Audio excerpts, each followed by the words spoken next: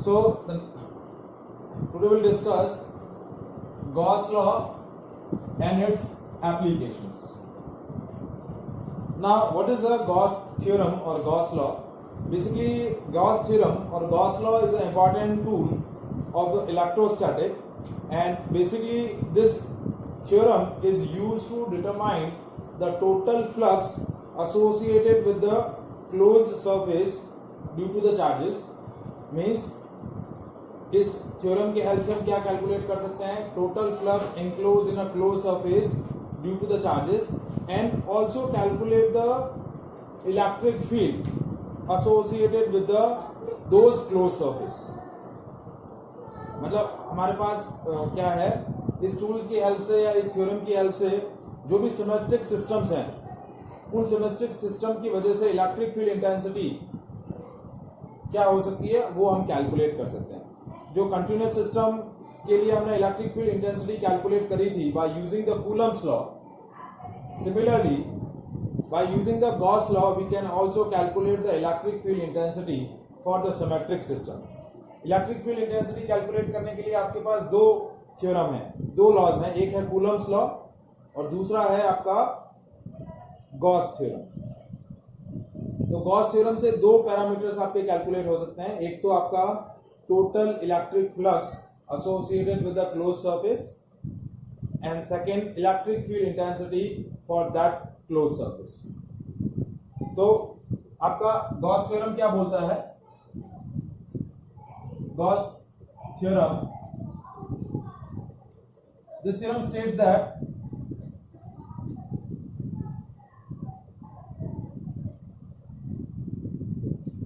total electric flux associated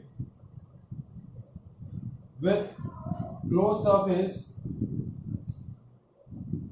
due to electric charges, or we can say that area integral of electric field over a closed surface is equal to 1 upon epsilon naught times total charge enclosed by that surface. देखिए वो क्या बोल रहा है? The total electric flux associated with a closed surface या total electric flux through a closed surface due to the electric charges, या फिर हम इसको बोल सकते हैं area integral of electric field over a closed surface. देखिए ये जो E dot ds है ये क्या बोला जाता है? area integral of electric field. और अब इस area integral पर मैंने एक राउंड शेप बना लिया है, तो ये क्या हुआ? area integral of electric field over a closed surface, ठीक है, is equals to qn upon epsilon naught. That is equals to qn upon epsilon naught. 1 upon epsilon, यही होगा ना बेटा? 1 upon epsilon naught times of total charge. 1 upon epsilon naught times of total charge.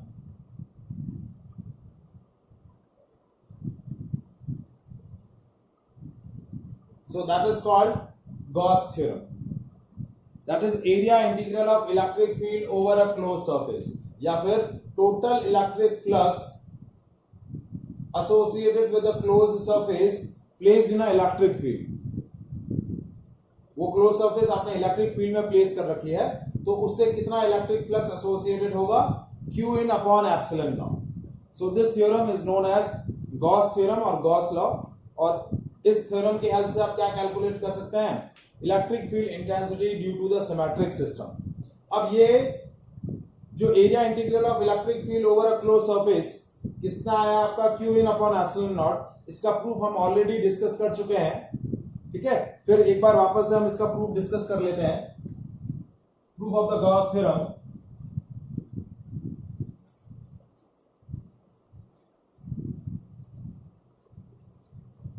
देखिए, we are taking a point charge, positive point charge enclosed by a closed surface of any shape and any shape size, ठीक है। now this closed charge produce the electric field lines या produce the electric fields या electric field lines due to this point charge is radially outward, क्योंकि ये positive charge है आपका, तो इस पॉजिटिव चार्ज की वजह से इलेक्ट्रिक फील्ड लाइंस क्या होंगी, radially outward. Now we are interested to find out the total electric flux enclosed in this closed surface due to this single point charge। इस सिंगल पॉइंट चार्ज की वजह से कितना इलेक्ट्रिक फ्लक्स एसोसिएट हो रहा है वो हमें कैलकुलेट करना है। So for that we are choosing a smaller surface of this close surface. उस surface area we have taken as ds, इसका सरफेस एरिया हमने क्या ले लिया, ds। अब इस क्लोज सरफेस का area vector perpendicular to the surface है और इलेक्ट्रिक फील्ड इंटेंसिटी भी क्या है आपकी, रेडियली आउटवर्ड है। तो इलेक्ट्रिक फील्ड इंटेंसिटी और area vector both is in same direction. और ये जो क्लोज सरफेस है, इस क्लोज सरफेस की बाउंड्री जो एंगल सबटेंड कर रही है, the solid angle subtended by this surface on the center or at the point where the charge is placed is d omega। ये जो सरफेस इस पॉइंट पर जहां पर आपका इलेक्ट्रिक चार्ज प्लेस है, कितना एंगल सबटेंड कर रही है, d omega। now basically we are interested to calculate the electric flux associated with the surface। so electric flux associated with small surface, that is small d phi e। d phi e is what, E dot ds, that is E ds cos 0। क्योंकि आपका area vector और electric field intensity same ही direction में है, तो ये हो गया E into ds। अब इस पॉइंट चार्ज की वजह से इलेक्ट्रिक फील्ड इंटेंसिटी कितनी होगी, electric field intensity due to the point charge at a distance r, electric field intensity कितनी होगी, E is equals to kq by r square, या E is equals to 1 upon 4 pi epsilon naught q by r square। that is the expression of electric field intensity due to the point charge at a point at a distance r, ठीक है। तो ये electric field intensity की value place करी तो d phi E is equals to 1 upon 4 pi epsilon naught q 1 by r square into ds। ये electric field intensity की value place कर दी और ये ds। अब हमने सॉलिड एंगल का भी पॉइंट डिस्कस किया हुआ है। सॉलिड एंगल क्या होता है, that is ratio of surface area upon square of the distance. तो this solid angle is equals to ds by r square। तो इस ds by r square की जगह क्या आ जाएगा, d ओमेगा। तो ये हो गया q upon 4 pi epsilon naught into d omega। that is solid angle subtended at the point where the charge is placed by this surface। now the flux associated with this small surface is q upon 4 pi epsilon naught into d omega। now we are interested to find out the total flux associated with this closed surface, that is area integral of electric field over a closed surface। तो ये हो गया q upon 4 pi epsilon naught integration of d omega, क्योंकि q upon 4 pi epsilon not ये entity पूरी आपकी क्या है, कांस्टेंट एंटिटी है। क्या है, कांस्टेंट एंटिटी। तो देखिए d ओमेगा की मैक्सिमम वैल्यू कितनी होती है, 4 पाई। कितनी होती है, 4 पाई। तो फाई ई कितना हो जाएगा, q upon 4 pi epsilon naught integration of d omega. The maximum value of solid angle is 4 pi steradian. तो phi e is what, q upon 4 pi epsilon naught into 4 pi। 4 pi से 4 pi cancel हुआ, the electric flux और area integral of electric field over a closed surface is what? Q in upon epsilon naught. So that is what your Gauss theorem. So that is a mathematical proof of the Gauss theorem. Is it clear? As we discussed that Gauss theorem is a tool which is used to determine the total electric flux associated with a closed surface due to the electric charges, and by using this law we can calculate the electric field intensity due to the symmetric system. Symmetric system की वजह से electric field intensity कितना होगा वो calculate कर सकते हैं Gauss theorem. But Gauss theorem में हम बेसिकली कैलकुलेट क्या कर रहे हैं? Area integral of electric field over a close surface. तो जो भी हमारा सिमेट्रिक सिस्टम होगा, first will enclose that symmetric system by any close surface, hypothetical close surface which is known as Gaussian surface. क्या बोलेंगे उस सरफेस को? Gaussian surface. जैसे कोई भी एक सिमेट्रिक सिस्टम है, for example if we are taking a spherical cell which contain a significant amount of charge. अब उस स्फेरिकल सेल की वजह से हमें इलेक्ट्रिक फील्ड इंटेंसिटी कैलकुलेट करनी है किसी एक पर्टिकुलर पॉइंट पर. तो हम क्या करेंगे? First we enclose the charge associated with that spherical shell by a hypothetical close surface. क्योंकि हमारा गॉस थ्योरम क्या बोल रहा है? Area integral of electric field over a close surface is Q in upon epsilon naught. तो जो भी आपका सिमेट्रिक सिस्टम जो भी चार्ज कंटेन कर रहा है वो चार्ज आपका किसी न किसी क्लोज सरफेस में एनक्लोज होना चाहिए, और वो हाइपोथेटिकल क्लोज सरफेस हम अपनी तरफ से खुद कंस्ट्रक्ट करेंगे, and that hypothetical close surface is known as Gaussian surface. उस सरफेस को हम क्या बोलेंगे? Gaussian surface.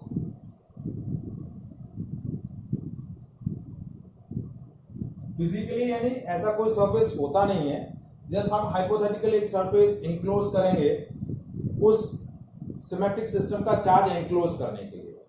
अब इस गाउसियन सरफेस की कैरेक्टरिस्टिक क्या है कि गाउसियन सरफेस के हर एक पॉइंट पर electric field intensity radially outward रहेगी और कांस्टेंट रहेगी. सो that is the most important characteristic of Gaussian surface. At the Gaussian surface, at each and every point on the Gaussian surface, electric field intensity is radially outward and constant. Electric field intensity उस Gaussian surface के सारे points पर constant होगी और radially outward रहेगी. ये आपका important characteristic है उस गाउसियन सरफेस के लिए. तो जब भी हमें किसी भी सिमेट्रिक सिस्टम की इलेक्ट्रिक फील्ड इंटेंसिटी कैलकुलेट करनी है गॉस थ्योरम की हेल्प से, तो हमें दो काम करने हैं. पहला वह कि उस सिमेट्रिक सिस्टम का जितना भी चार्ज है उस चार्ज को हमें एनक्लोज करना पड़ेगा एक हाइपोथेटिकल सरफेस से. वो हाइपोथेटिकल क्लोज सरफेस क्या बोली जाएगी? Gaussian surface. First we enclose the whole charge of that symmetric system by the Gaussian surface. और second point, we suppose that at each and every point on the Gaussian surface electric field intensity is constant. Gaussian surface के सारे points पर field intensity क्या होगी? Constant. Is it clear?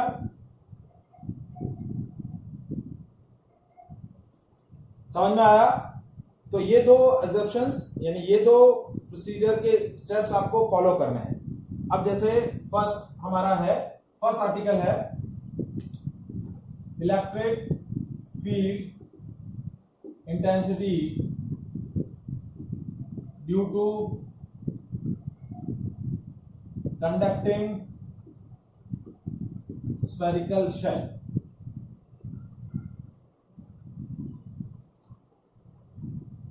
क्या है इसका initial situation? क्या है? Consider a spherical shell of radius capital R and having a surface charge density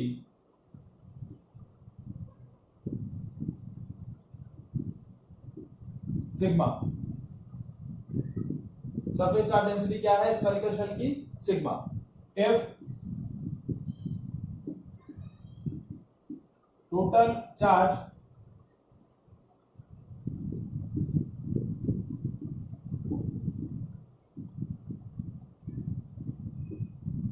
present on the surface of spherical shell is capital Q, then sigma is equals to charge per unit area. तो आपका spherical shell है, उसकी radius r है, उसकी surface charge density sigma है। यदि वो total कितना चार्ज कंटेन कर रही है q, तो सिग्मा की वैल्यू क्या हो जाएगी q upon 4 pi r square, यानी आपका q का वैल्यू कितना हो गया sigma into 4 pi r square. That is the total amount of charge contain by that spherical shell. अब आपका स्फेरिकल शेल कैसा है, कंडक्टिंग स्फेरिकल शेल है। सो whatever the charge you have supplied to the spherical shell, conducting spherical shell, that will be spread on its outer surface, means inside the spherical shell कोई भी electric field कोई भी charge क्या करेगा, resides नहीं करेगा, stand नहीं करेगा, store नहीं होगा। whatever the charge you have supplied to the conducting spherical shell, that will be spread on its outer surface, उसकी outer surface पे क्या हो जाएगा, spread out हो जाएगा। जैसे मैंने क्या किया, एक स्फेरिकल शेल लिया, ये मेरा स्फेरिकल शेल है, इसकी रेडियस r है, ठीक है, और जो भी चार्ज मैंने इसको सप्लाई किया वो चार्ज इसकी आउटर सरफेस पर इस तरह इसकी सरकमफेरेंस पर इक्वली डिस्ट्रीब्यूट हो जाए।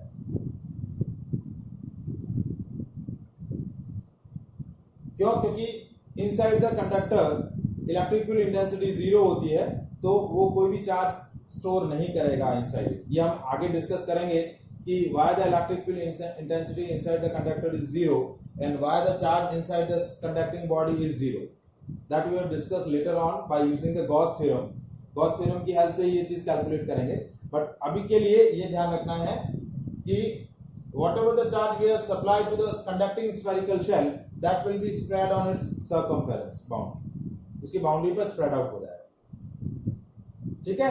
Now we are interested to find out the electric field intensity due to this spherical shell at a point P which is outside the spherical shell। अब हमें क्या करना है, इस पॉइंट P पर इलेक्ट्रिक फील्ड इंटेंसिटी कैलकुलेट करनी है which is outside the spherical shell, और इस पॉइंट P की सेंटर ऑफ स्फेरिकल शेल से कितनी डिस्टेंस है, स्मॉल r। कितनी डिस्टेंस है, small r। Now what we are interested to find the electric field intensity at point P which is the outside the shell, यानी आपका ये जो डिस्टेंस है that is more than the radius of spherical shell. तो आपका first जो case है, electric field intensity due to the conducting shell at a point outside the shell. तो इस पॉइंट पर फील्ड इंटेंसिटी कैलकुलेट करनी है। तो कैसे फील्ड इंटेंसिटी कैलकुलेट करेंगे, देखिए।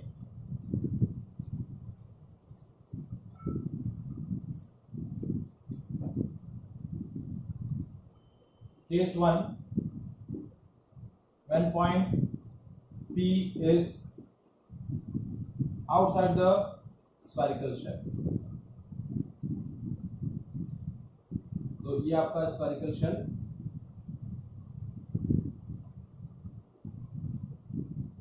ये सेंटर, ये radius r। Now the charge supplied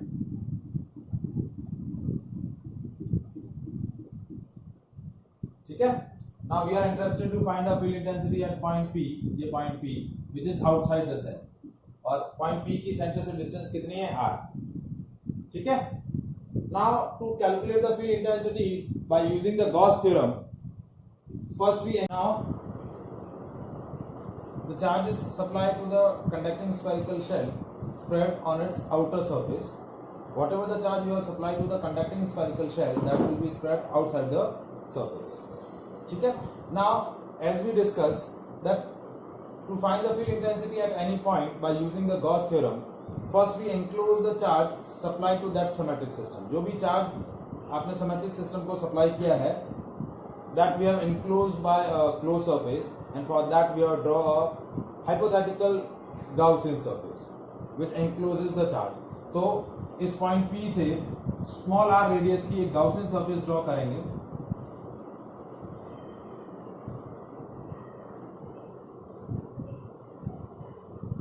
That is your Gaussian surface of radius small r. At each and every point on this Gaussian surface, electric field intensity is radially outward and constant. इस Gaussian surface के सारे points पर field intensity क्या होगी आपकी?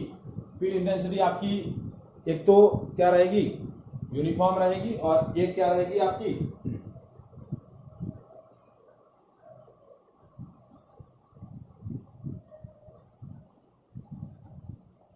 radially outward and constant.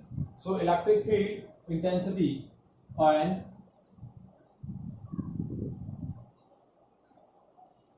area vector is in same direction.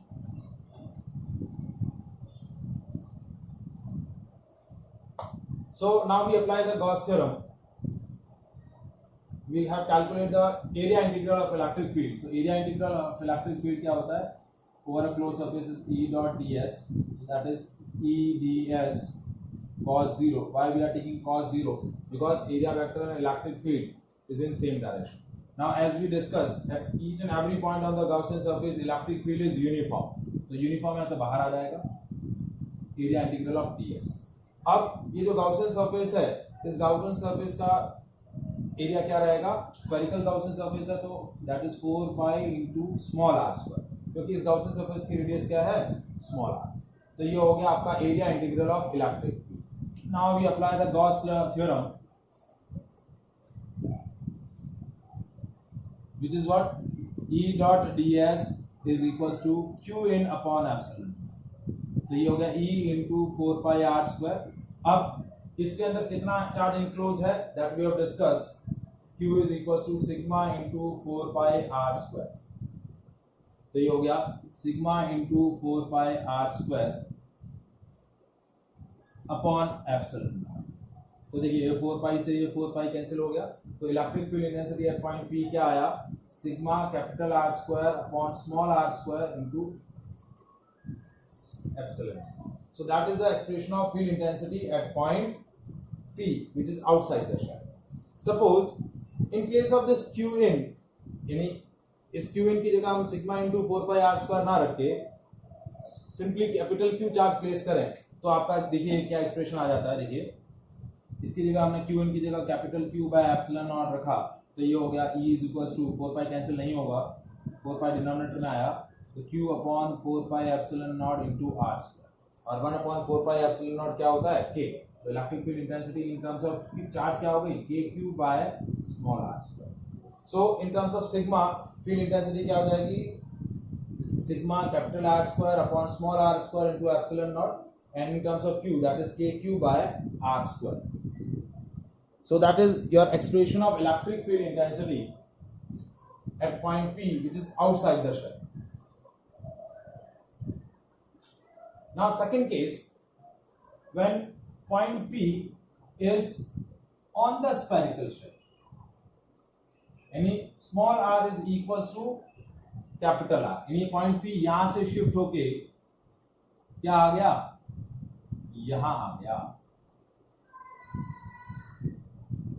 ठीक है, on the boundary. तो अब क्या चेंज होगा पूरे आर्टिकल में? ज्यादा कुछ चेंज नहीं होने वाला है कि ये जो फील्ड इंटेंसिटी के दो एक्सप्रेशन जो आए हैं आउटसाइड द शेल, उसमें स्मॉल r की जगह हम क्या प्लेस कर दें? Capital R. ठीक है, तो कैसे कैलकुलेट करेंगे? देखिए EP is sigma r square upon small r square into epsilon naught. So when r is equals to r, तो यहाँ आ जाएगा स्मॉल r की जगह कैपिटल R. ये r square से r square कैंसिल हो गया. इलेक्ट्रिक फील्ड इंटेंसिटी क्या हो गया? On the shell sigma upon epsilon. और in terms of Q electric field intensity क्या हो जाएगी? KQ by r square capital R square. Small r की जगह क्या आ जाएगी? ये दो एक्सप्रेशन थे आपके electric field intensity at a point outside the shell. ये दो एक्सप्रेशन हो जाएंगे electric field intensity at a point on the spherical shell. Now third case, when the point P is inside the shell. ठीक है, so that we have discussed. Now calculate the electric field intensity at a point P which is inside the shell. Point P कहाँ आ जाए अब? Inside the shell. तो कैसे calculate करना है देखिए.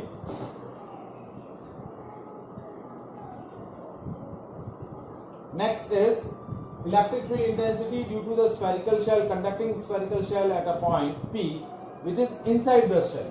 मतलब this time small r is less than capital R. Point P is inside the conducting spherical shell. तो फील्ड इंटेंसिटी कैसे होगी देखिए, कैलकुलेट करते हैं. So again we are drawing a conducting spherical shell of radius capital R, ये centre है, and the total charge supplied to the spherical shell is same as the capital Q. Capital Q is sigma into 4 pi r square. Now this time point P is inside the shell. ये point P है और point P की जो location है वो centre से distance जो है वो स्मॉल r है. ठीक है. Now again to calculate the field intensity at point P, again we enclose the charge by the Gaussian surface. तो इस यहां एक गाउसियन सरफेस ड्रॉ करेंगे. स्मॉल r रेडियस की, किस रेडियस की? Small r radius. This is the Gaussian surface. ठीक है. इसकी रेडियस कितनी है? Small r. ये स्मॉल r. ये डिस्टेंस और ये डिस्टेंस सेम है. ये आपका पॉइंट P है which is inside the shell. So at each and every point field intensity is radially outward and constant. यानी इलेक्ट्रिक फील्ड इंटेंसिटी और एरिया वेक्टर दोनों क्या रहेंगे? कांस्टेंट रहेंगे, मतलब सेम डायरेक्शन में रहेंगे. तो area integral of electric field over a close surface क्या आएगा? E ds cos 0. Electric field constant है तो बाहर आ जाएगा इंटीग्रल साइन से. इंटीग्रेशन ऑफ ds, तो इसकी वैल्यू हो जाएगी E into 4 pi r square. Now apply the Gauss theorem. Gauss theorem क्या बोल रहा है? E dot ds is equals to q in upon epsilon naught. तो E dot ds की वैल्यू है E into 4 pi r square. Now this Gaussian surface never enclose any charge because the charge supplied to the spherical shell is outside the Gaussian surface. ये जो सारा charge है वो यहाँ बाहर कहीं स्प्रेड आउट है और Gaussian surface अंदर की तरफ है और Gaussian surface किसी भी तरीके का चार्ज एनक्लोज नहीं कर रही है. तो ये हो गया 0 अपॉन एप्सिलॉन. तो electric field intensity at the point inside the shell क्या हो जाएगी? 0. क्योंकि ये term 0, E into 4 pi r square is 0, which conclude that the electric field intensity due to the conducting spherical shell at a point inside the shell is 0.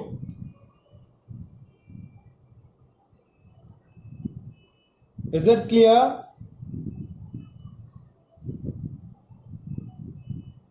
समझ में आया?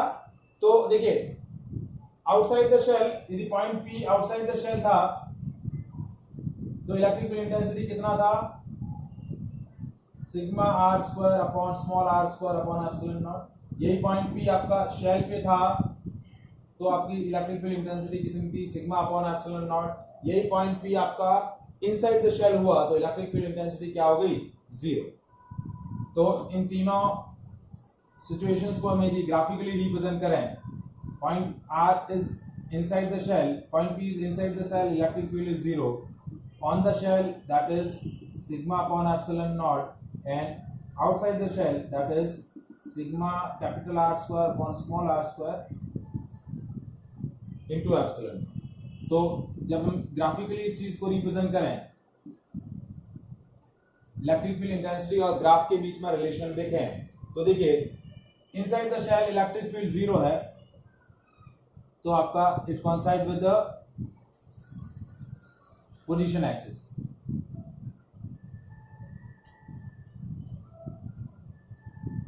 जैसे ही ये रेडियस, ये डिस्टेंस रेडियस के इक्वल हो गई तो क्या होगा, आपका इलेक्ट्रिक फील्ड इंटेंसिटी मैक्सिमम हो जाएगी. That maximum value is sigma upon epsilon naught. उसके बाद इट विल बी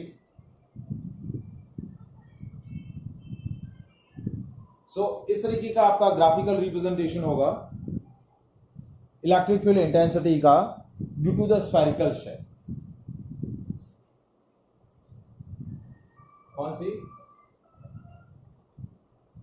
कौन सी लाइन को टच नहीं होगी?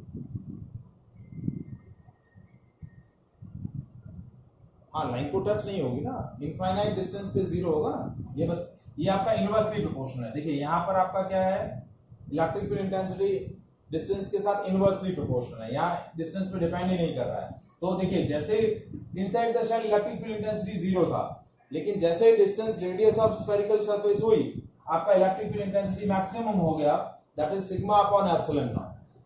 उसी इंस्टेंट पे देखिए यहां तक सारे पॉइंट्स पर फील्ड इंटेंसिटी जीरो है, यहां से लेकर यहां तक के सारे पॉइंट पर फील्ड इंटेंसिटी जीरो है. जैसे ही पॉइंट बाउंड्री पर आया, मतलब सर्कमफेरेंस पर आया, फील्ड इंटेंसिटी मैक्सिमम हो गई सिग्मा अपॉन एप्सिलॉन नॉट. और outside the shell it is sigma capital R square upon small R square into epsilon not.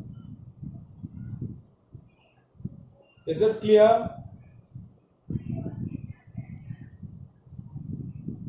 Any doubt? अब हमने क्या कैलकुलेट किया, electric field intensity due to the conducting spherical shell. अब इसी conducting spherical shell के लिए हम potential की वैल्यू कैलकुलेट करते हैं. क्या कैलकुलेट करते हैं?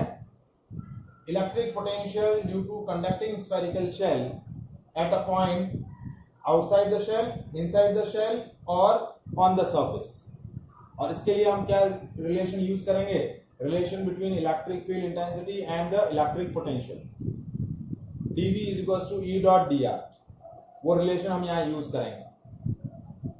ठीक है, तो नेक्स्ट हमारा आर्टिकल है, इसी से कनेक्टेड है, क्योंकि हमारे पास इलेक्ट्रिक फील्ड के 3 वैल्यूज दे रखे हैं, तो उसके बेसिस पे हम इलेक्ट्रिक पोटेंशियल कैलकुलेट कर लेते हैं. तो electric potential due to conducting spherical shell. Case 1, when point P is outside the shell. Case 1, when point P is outside the shell. यानी small r is bigger than capital R. यानी ये आपका spherical shell है, r radius का, और ये point P है जिसकी डिस्टेंस रेडियस से ज्यादा है. तो इस पॉइंट पर आपका पोटेंशियल क्या होगा? ठीक है, अब आउटसाइड द पॉइंट पर फील्ड इंटेंसिटी कितनी है? यहाँ पर फील्ड इंटेंसिटी कितनी है? Sigma R square upon small R square into epsilon naught. अब देखिए आपका फील्ड यूनिफॉर्म है. The field created by the spherical shell is uniform, क्योंकि हमने डिस्कस किया था कि field is always uniform, constant and radially outward. तो पोटेंशियल क्या हो जाएगा? E into D. ठीक है, ये आपका, जब आपका फील्ड यूनिफॉर्म होता है तो पोटेंशियल क्या होता है? Electric field into gap separation. तो यहाँ पोटेंशियल क्या हो जाएगा? Sigma R square upon small R square into epsilon not into capital R, sorry into small R, क्योंकि इस पॉइंट की सेंटर से डिस्टेंस कितनी है? Small R. तो ये स्मॉल आर से ये स्मॉल आर कैंसिल, तो पोटेंशियल कितना आ जाएगा? Sigma capital R square upon small R square into epsilon not. और यदि इसको क्यू के टर्म में कैलकुलेट करें तो क्यू के टर्म में क्या है? Electric field K Q by small R square. ये हो जाएगा K Q by small R square into small R. तो स्मॉल आर से small R cancel, that is K Q by R. तो that is the electric potential at point P which is outside the shell. Is it clear? समझ में आया potential का logic? Simple कुछ नहीं किया, फील्ड को डिस्टेंस के साथ मल्टीप्लाई कर दिया है.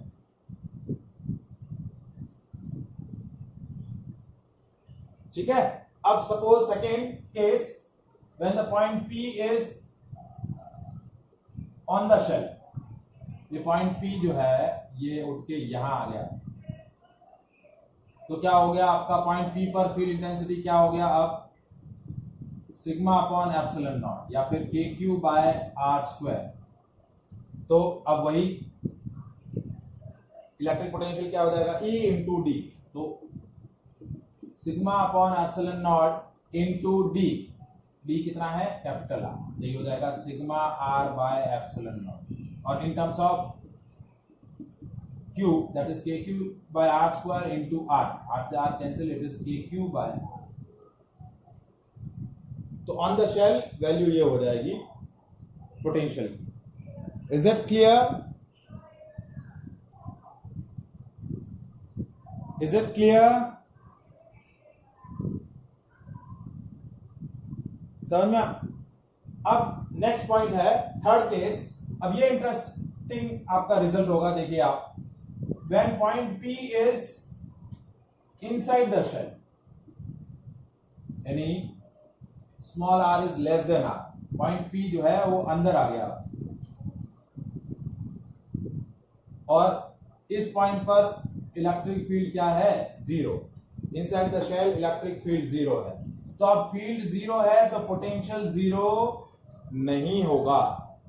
क्यों नहीं होगा, देखिए dV is equal to E dot D R, हम यही करते थे, dV is equal to E dot D R. अब इनसाइड द शेल आपका क्या है, इलेक्ट्रिक फील्ड जीरो है, तो dV is equal to zero dot D R, यानी dV क्या हो गया, जीरो, यानी चेंज इन पोटेंशियल जीरो, तो पोटेंशियल क्या रहेगा, constant. So inside the shell electric potential is the same as the potential at the surface, तो इस पॉइंट पर पोटेंशियल वही रहेगा जो सरफेस पे था। इलेक्ट्रिक फील्ड जीरो होगा लेकिन पोटेंशियल जीरो नहीं होगा, तो पोटेंशियल की वैल्यू क्या होगी, it is same as the potential on surface. So potential inside the shell is same as potential